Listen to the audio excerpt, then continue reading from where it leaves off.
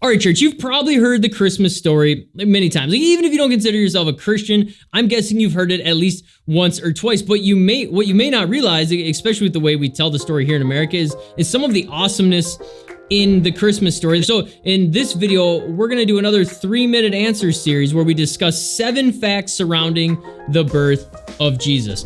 All right, so number 1, Bethlehem actually means house of bread. Like, that's awesome. Think about that. You've probably heard of Jesus referred to as bread in such terms as our daily bread or bread of life. In fact, Jesus refers to himself this way in many verses, such as John 6:35, where Jesus said to them, "I am the bread of life.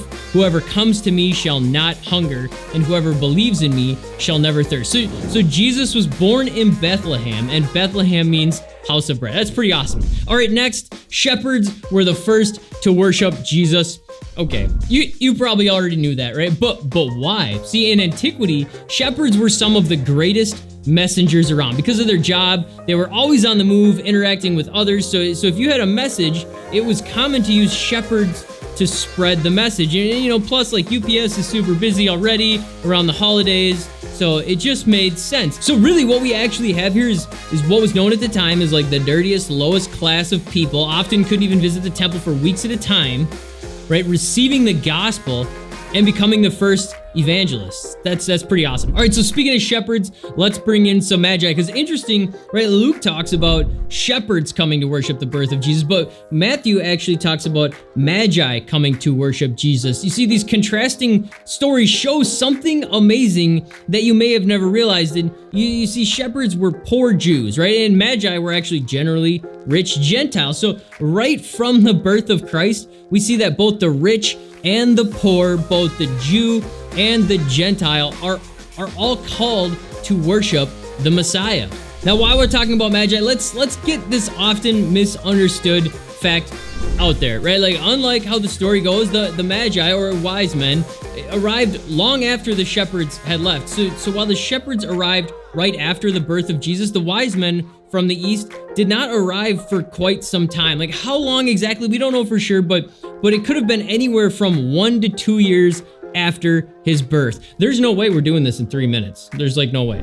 So the wise men eventually arrive, and we hear about 3 gifts that they bring to Jesus, right? Gold, frankincense, and myrrh. And there's some serious symbolism as to what these may have referenced, but there's also another benefit of these gifts that we often don't take into account, and that is the fact that in a dream, right, an angel told Joseph to pick up his family and flee to Egypt. And these gifts, they were worth money, right? And they would have been what Joseph was able to use to pay their way while they were in Egypt.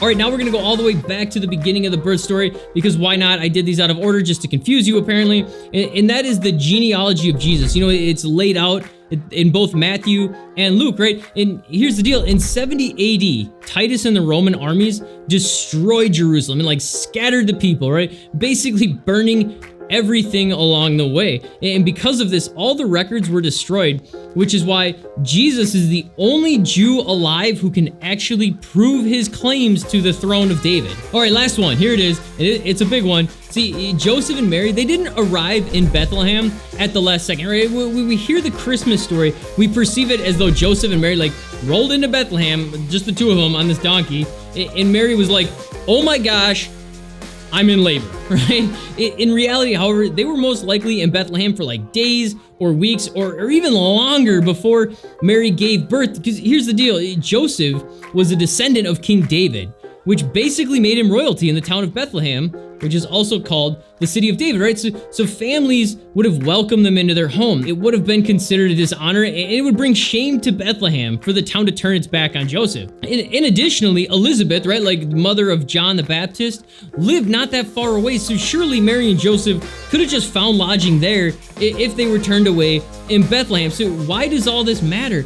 Because here's the deal. It shows they were not shoved into a barn to deliver the Christ, right? We get that idea because he was laid in a manger. So somehow we've put that into he was born in a barn, but in fact, Jesus was not born in a barn. And to learn more about the truth behind that, check out this video over here on the truth behind the Christmas fairy tale. Thanks for watching.